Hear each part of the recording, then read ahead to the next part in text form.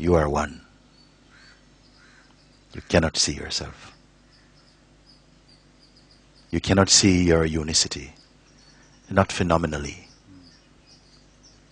You can somehow know it in the most intimate, intuitive sense, that you are all-inclusive, that all knowledge, all knowingness must be arising out of and within your own self. There's a knowingness which cannot be put down on paper. It is a felt knowingness. So if this is what you're speaking, I accept your statement. I can see what I am not. I can see that the objects I really am not, they are connected with me, they appear in me, they are maybe appear out of my own self. But I cannot say I am held in them, because I am here to observe them. So what can I be? So this discovery, not speculation, has to happen. What actually, finally, ultimately, and ultimately doesn't mean in time, eventually. It means at the center, at the core, at the most intimate. That within which even intimacy is known. Can that be known? And I say non-phenomenally. There's a knowingness.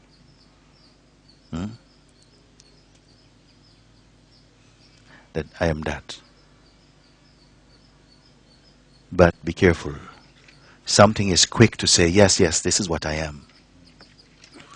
And this evidence must be rejected. And the one who is giving this evidence must be rejected. And there must be the discernment to know this is false. It's the intellect that is saying this. Because when it is felt, almost you're struck into silence. Therefore, I say, it is not merely a conceptual answer that is sought, but perhaps a response that will take place. And I've seen it. I've seen the form when there's the absence of the presence of you. As an object, as a psychological entity. When the seeing comes, that is not there. And this is this moment. This is this moment. And it is as though mind does not want this to happen. Mind means my collected self, my accumulated impressions, memory, idea of who I am, who the world told me I am, who my parents told me I am. Yeah. That doesn't want to find this out. Nobody wants you to be free. Nobody wants it to be free. No one is invested in your freedom. A rare being is interested in your freedom, wants you to be free. Not even wants you, knows you're free. The others, most people don't want you to be free. Even family, your parents, they don't want you to be free. What good are you if you're free? Will you pay my rent? No, I don't want it. Nobody wants you to be free, because when you're free, no one can control you. It's not that you're uncontrolled, not you're a rebel, not a rebel.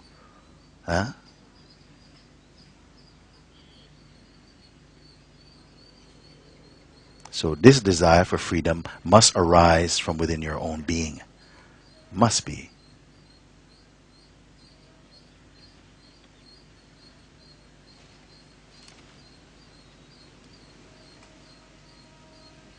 Only one who knows the beauty of coming home to your own self will encourage you. They know the signs. When you are not available to them socially, they will respect you. They say, okay, he's going, but there's no goodbyes.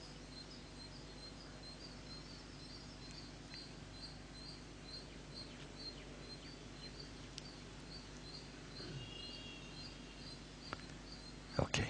Thank you so much.